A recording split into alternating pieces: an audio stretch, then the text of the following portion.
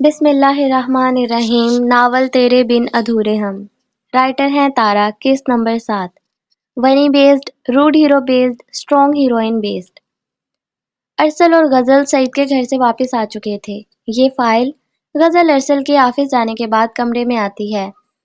لگتا ہے ارسل فائل بھول گئے۔ وہ ٹیبل پر پڑی فائل اٹھا کر کہتی ہے، ان کی اسٹڈی میں رکھ دیتی ہوں، بعد میں بتا دوں گی۔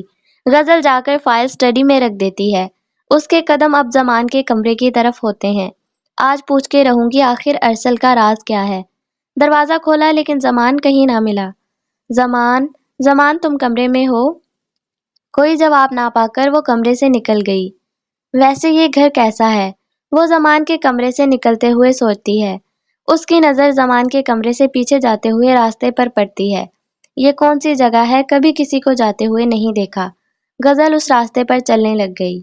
وہ راستہ اسے ایک کمرے کے سامنے لے آیا۔ دروازے پر دھول چڑھی ہوئی تھی اور آس پاس مکڑی کے جالے تھے، ایسا جیسے کسی نے سالوں سے کھولا نہ ہو۔ یہ کس کا کمرہ ہو سکتا ہے؟ سوچتے ہوئے کمرے کا دروازہ کھولا۔ اندر سے بھی ویسا ہی تھا جیسے باہر سے تھا، بے حد پرانا، ہر طرف دھول ہی دھول۔ کھڑکی کے آگے سفید پردہ اور بیڈ کی حالت کچھ ایسی تھی جیسے کوئی سو کر اٹھا ہو۔ بستر اسی طرح خراب تھا۔ وہاں ایک بڑی تصویر لگی ہوئی تھی جس میں ایک 35 یا 40 کے قریب ایک بندہ بے حد خوبصورت تھا اور اس کے ساتھ ایک عورت بھی تھی، اور درمیان میں ایک چھوٹا بچہ جو بالکل اپنے باپ کی طرح تھا خوبصورت۔ غزل کی نظر اس تصویر پر ٹھہر گئی۔ یہ بچہ ارسل سے کافی ملتا ہے، اس نے دل میں سوچا۔ اس نے لائٹ جلانے کے لیے بٹن دبایا لیکن لائٹ نہیں جلی۔ کیا بلب فیوز ہے؟ وہ دل میں سوچ رہی تھی۔ میں بھی کیا سوچ رہی ہوں؟ وہ اس بیڈ کے قریب گئی۔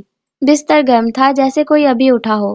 غزل چونک گئی۔ یہاں کوئی رہتا ہے؟ اگر رہتا ہے تو کون ہے؟ کیا گھر والے انہیں جانتے ہیں؟ غزل کا دماغ بری طرح ان چیزوں میں پھنس جاتا ہے۔ ابھی وہ سوچ ہی رہی تھی کہ کمرے میں آہٹ ہوئی۔ کون؟ غزل نے پیچھے مڑ کر دیکھا۔ کمرے کی ایک سائڈ پر کوئی سایہ پڑ رہا تھا۔ غزل کا دل باہر آنے کو تھا۔ وہ آہستہ آہستہ پیچھے جا رہی تھی۔ غزل وہاں سے بھاگ گئی، کمرہ واپس بند کیا اور ہامتی کامتی واپس کمرے میں پہنچی۔ پانی پیا اور آنکھیں بند کر کے لیٹ گئی، اور سوتے سوتے نہ جانے کب اس کی آنکھ لگ گئی۔ کرن اپنے کیبن میں بیٹھی پروجیکٹ پر کام کر رہی تھی کہ اس کے کیبن میں دانیال آیا۔ میں اندر آ جاؤں؟ آواز پر چونکی، مڑ کر دیکھا تو دانیال نے اندر آنے کی اجازت طلب کی۔ سر آپ آئیے نا پلیز۔ اسے دیکھ کر اپنی جگہ سے کھڑی ہو گئی۔ سر خیریت؟ کوئی کام تھا؟ مجھے بلا لیتے، آپ نے کیوں تکلیف کی؟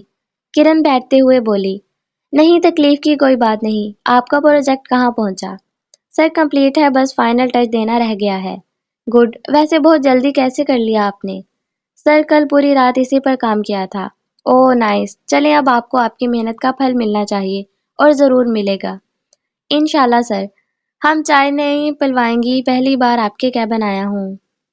وائی ناٹ سر، ابھی منگواتی ہوں۔ کرن چائے کا آرڈر دے کر دوبارہ اس ڈریس پر کام کرنے لگی۔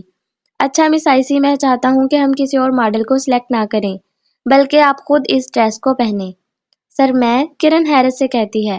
جی آپ، اور دیکھنا ہمیں ڈیل ضرور دلوائیں گی، مجھے یقین ہے۔ ٹھیک ہے سر۔ گڈ، تو کل 5 بجے ہے سیریمنی۔ Okay sir. آئیں اب چائے پیتے ہیں۔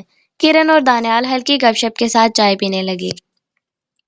اچھا میں آفس میں بیٹھا ہوا تھا، اچانک اسے کوئی فائل یاد آئی۔ اس فائل میں کیا ہوگا؟ اور وہ کہاں گئی؟ ارسل سارے رات کو دیکھنے لگا لیکن مجھے وہ فائل نہیں ملی، شاید گھر رہ گئی ہو۔ ہاں گئی ہوگی، اسے کوئی بات بتا مجھے دی گئی، مجھے ابھی گھر جانا ہوگا، اور ارسل سے نکل جاتا ہے۔ زمان کہاں ہے؟ غزل زمان کو اکیلے بیٹھے دیکھ کر ارسل نے کہا، نہیں بھائی وہ کمرے نہیں ہے اور لائٹ بھی آف ہے۔ اچھا لوگوں نے کھانا کھایا؟ نہیں بھائی ماما پاپا تو کمرے نہیں کھاتے ہیں اور میں آپ دونوں کا انتظار کر رہا تھا۔ اچھا چلو کھانا کھاؤ، میں آتا ہوں غزل کو لے کر۔ غزل اٹھو نا، او غزل ایک دم سے ضروری کون ہے؟ غزل بری طرح ڈری، اس کے دماغ میں کیا ہوا؟ غزل ادھر ہوگی؟ ارسل نے لائٹ بند کرتے ہوئے کہا، ہاں جی اچھا چلو کھانا کھا لو۔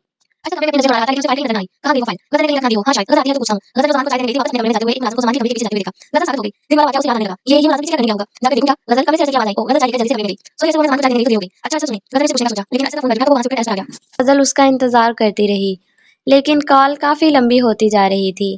غزل انتظار کرتے ہوئے دوبارہ نیند کی وادیوں میں چلی گئی۔ ارسل کال ختم کر کے واپس آیا۔ او یہ تو سو گئی، مجھے بھی سو جانا چاہیے، صبح پوچھ لوں گا، اور وہ بھی سونے کے لیے لیٹ گیا۔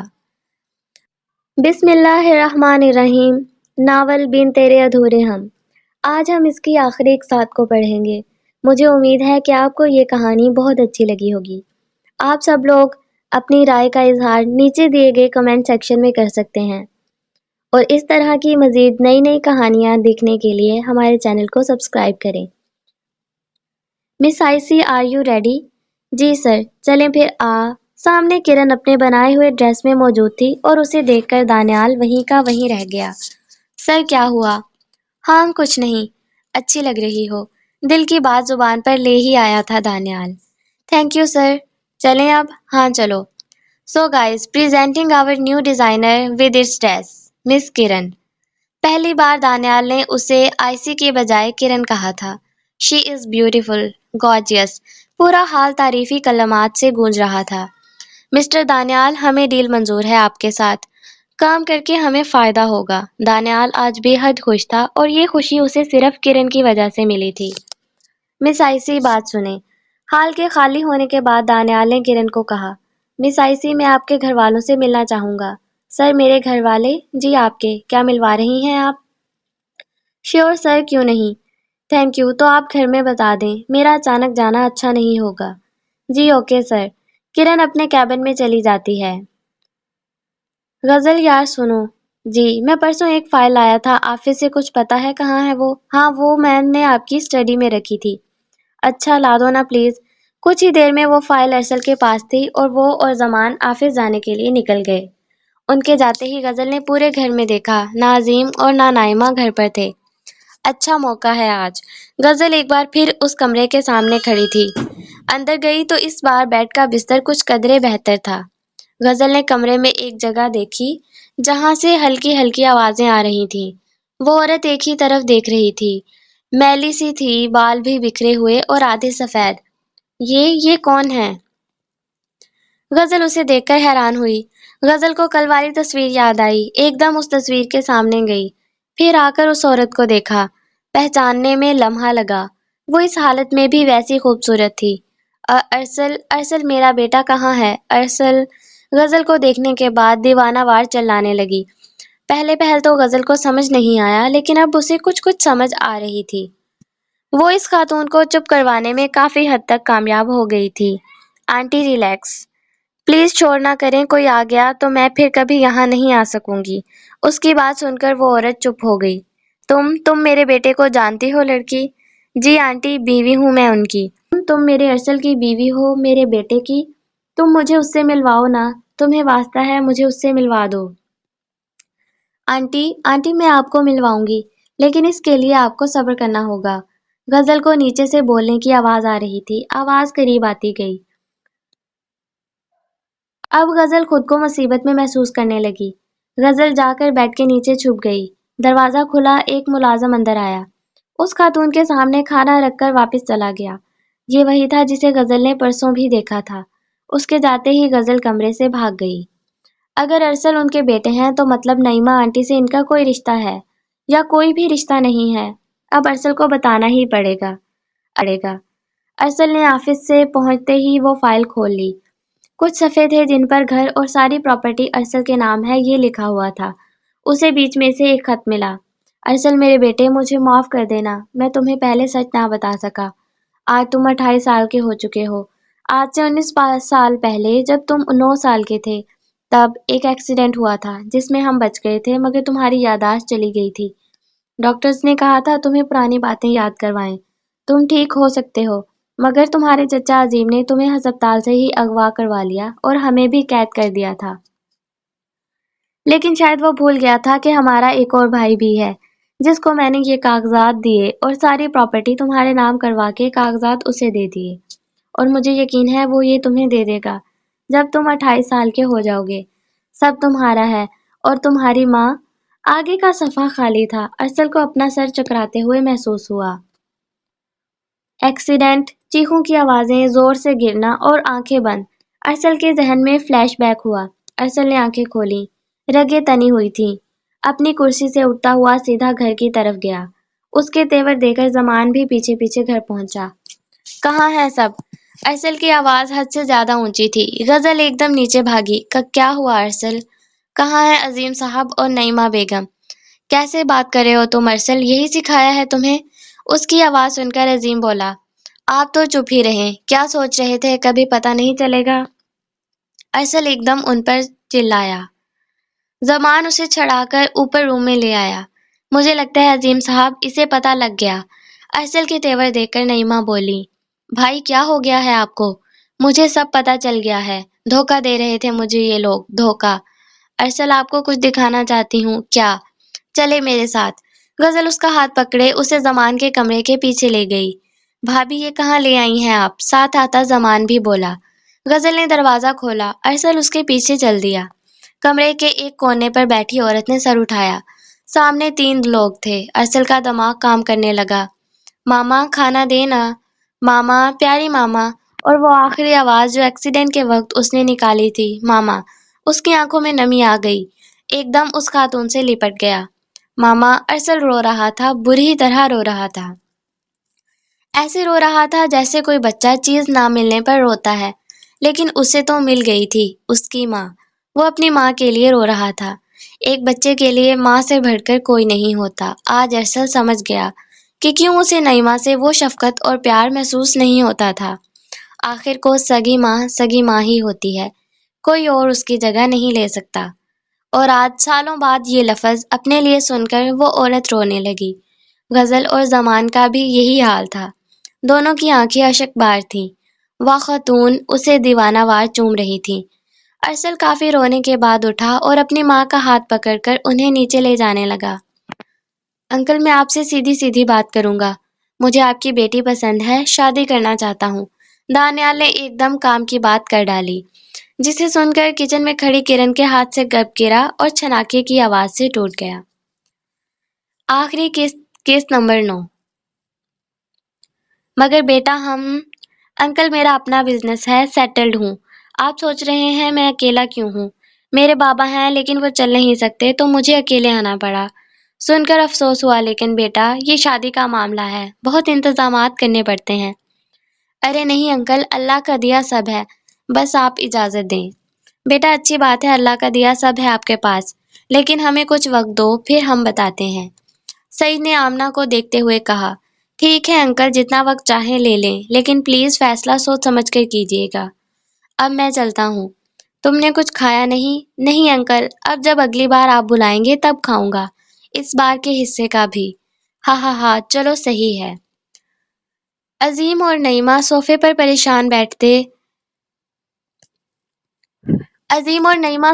پریشان بیٹھے ہوتے ہیں کہ اوپر سے آتے ارسل کے ساتھ حمیرہ کو دیکھ کر رنگ اڑا۔ عظیم اور نعیمہ کھڑے ہو گئے۔ اور کتنے لوگوں کو چھپا کر رکھا ہوا ہے آپ لوگوں نے؟ ارسل نے طنزیہ کہا۔ ارسل یہ بس مسٹر عظیم، سب پتہ چل گیا ہے مجھے، دھوکے میں رکھا مجھے تاکہ یہ سب آپ لے سکیں۔ آپ اگر ایک دفعہ مجھے کہہ دیتے تو میں دے دیتا، لیکن دھوکے میں رکھا، اب کچھ نہیں ملے گا آپ لوگوں کو۔ پتہ ہے کیوں؟ لالچ بری بلا ہے۔ جو آپ کے پاس تھا وہ بھی نہیں رہے گا۔ ہاں ہم نے کیا تھا سب، پہلے ایکسیڈنٹ کروایا، پھر تمہارے باپ کو مروایا اور ماں کو تم سے دور کر دیا، لیکن پھر بھی پتہ نہیں تمہیں سچ کیسے پتہ چل گیا۔ افسوس، اور تمہاری ایک اور پریشانی بھی دور کر دیتا ہوں۔ چونکہ تم ہمارے سگے بیٹے نہیں تھے، اسی لیے میں نے اپنے بیٹے کی موت کا بدلہ لیا۔ میں سوچ رہا تھا کہ سعید کی پوری فیملی تباہ کر دوں، لیکن تم نے اس لڑکی سے رویہ صحیح کر کے محنت پر پانی ڈال دیا۔ عظیم کا لہجہ اور تاثر پل بھر میں بدلے۔ پتہ نہیں اب کیا چال سوچ رہا تھا۔ زمان، جی بھائی، ہو گیا کام؟ جی بھائی ہو گیا۔ زمان کو شرمندگی اور دکھ نے گھیر رکھا تھا۔ شرمندگی اس لیے کہ وہ ایسے لوگوں کا بیٹا تھا، اور دکھ اس لیے کہ یہ اس کے ماں باپ ایسے تھے۔ کچھ ہی دیر میں پولیس آ گئی۔ عظیم اور نعیمہ کو پہلے تو کچھ سمجھ نہ آیا، لیکن بعد میں سب سمجھ آ گیا۔ لیڈی کانسٹیبل نے نعیمہ کے ہاتھ میں ہتھ کڑی پہنائی اور عظیم کو بھی ہتھ کڑی پہنائی گئی۔ دونوں اپنی اصلی جگہ پہنچ گئے تھے۔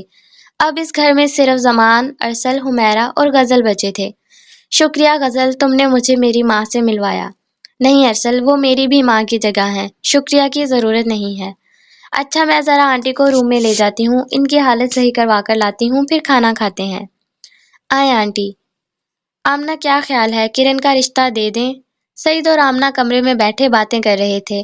سعید صاحب لڑکا تو بہت اچھے اخلاق کا مالک لگتا ہے، اور ویسے بھی کرن کہیں نہ کہیں تو جائے گی، کیا پتہ بعد میں اچھے رشتے آئیں نہ آئیں۔ صحیح ہے، تم کرن سے پوچھ لینا، اور میں نے کل غزل لوگوں کی فیملی کو بلوایا ہے، غزل سے بھی مشورہ کر لینا۔ جی صحیح ہے۔ غزل یار، ٹائی کہاں گئی؟ اب کیوں ٹائی ڈھونڈ رہے ہیں؟ آپ کے کپڑے میں نے استری کیے تھے، کیا شلوار قمیض پر ٹائی پہنیں گے؟ یار میں تو सूट पहन कर आ गया हूँ। नहीं, मुझे नहीं पता, जाकर वही पहने जो मैंने इस्त्री किए हैं। गजल उसी तरह बजीत थी। क्यों, क्या ये सही नहीं लग रहे? नहीं, आप ना डिंगे खंबे वाली गली के गटर के सरदार लग रहे हैं। हैं क्या? इतने हैंडसम बंदे को तुम ऐसा बोल रही हो? हाँ नहीं तो क्या, हमेशा इस अंग्रेजी लिबास में होते हैं। अंग्रेजी नहीं, अंग्रेजों का होता है बेगम। हाँ, जो भी है। यार भाभी, आपके घर से 2 बार मुझे कॉल आ चुकी है। लड़ना बंद करें और जल्दी करें। जमान, जो उनकी लड़ाई से तंग आ गया था, एकदम बोला, अपने भाई को बोलो ना मेरी बात माने। भाई प्लीज। जमान इल्तिजाई अंदाज में कहता है। अच्छा चलो, जा रहा हूँ। मैं जीत गई। गजल ने पीछे से हाँक लगाई और अपने बच्चों को देखकर हुमैरा ने उनकी नजर उतारी। बहुत खुशी हुई आप सब लोग आए। आज और भी बहुत अहम मेहमान आ रहे हैं। सईद अरसल की फैमिली से बात करते हुए कहता है। अंकल, ऐसे कौन से खास मेहमान हैं? अरसल चाय पीते हुए कहता है। किरण का रिश्ता आया था, हमने हाँ कर दी है, वही आ रहे हैं। सोचा तुम लोगों से भी मिलवा दूं। मुबारक हो भाई साहब। हुमैरा ने उन्हें मुबारकबाद दी। अरसल ने सईद को सारा माजरा बता दिया था। कुछ ही देर में दानियाल और उसके साथ सलीम भी आए थे। सलीम हाथ चला सकता था और बोल भी सकता था, बस चल नहीं सकता था। अंकल, बहुत शुक्रिया, आपने इनकार नहीं किया। अब निकाह और रुखसती जल्दी कर देते हैं। हाँ भाई साहब, घर सोना सोना है, बस हम जल्दी से अपनी बहू लाना चाहते हैं। सलीम ने भी गुफ्तगू में हिस्सा लिया। ठीक है, फिर अगले हफ्ते निकाह और वलीमा। दानियाल ने अपना मशवरा दिया। ठीक है बेटा, सईद ने सोचकर जवाब दिया। और हाँ अरसल, अगले हफ्ते फिर तुम यहाँ हो अपनी फैमिली के साथ। जी अंकल, जरूर। एक ही तो साली है, उसकी शादी भी अटेंड ना करूं, हो ही नहीं सकता। चलो सही है, आओ खाना खाएं। हर तरफ गहमा गहमी मची हुई थी। फंक्शन अरसल ने जबरदस्ती अपने घर रखवाया था। अरसल कब से गजल को ढूंढ रहा था। कुछ ही दूर उसे गजल नजर आ गई। गजल। गजल को देखकर उसे किसी और को देखना भूल ही गया। क्या हो गया अरसल? यार तुम बहुत प्यारी लग रही हो। अच्छा, गजल तुम मेरी जिंदगी में आई तो मैं पूरा हो गया हूँ। मेरी जिंदगी में जैसे रंग भर गए हों। मैं तुम्हारे बगैर अधूरा हूँ। अरसल के इजहार पर गजल शर्मा गई और वहां से भागी। कुछ ही देर में दानियाल और किरण का निकाह हो गया और रुखसती भी। अरसल और गजल अब एक दूसरे के साथ खुश थे। जमान ने भी शादी कर ली थी। अरसल के 2 बच्चे थे, एक बेटा और बेटी। जमान का भी एक छोटा सा बेटा था। दानियाल, थोड़ी देर तो सुकून कर लें, बच्चों के साथ आप भी बच्चे बन जाते हैं। दानियाल जो अपने बच्चों के साथ खेल रहा था लेकिन किरण के मुताबिक शोर कर रहा था। यार बच्चे हैं, करने दो शोर। मैं बच्चों की नहीं, आपकी बात कर रही हूँ। मैं भी तो बच्चा हूँ अपनी मम्मा का। दानियाल उसे चिढ़ाकर दोबारा बच्चों के साथ खेलने लगा। किरण की फैमिली भी मुकम्मल थी और खुश भी। वक्त के साथ साथ वो सब मिल जाता है जो किस्मत में होता है, जैसे किरण और गजल को मिला है। आज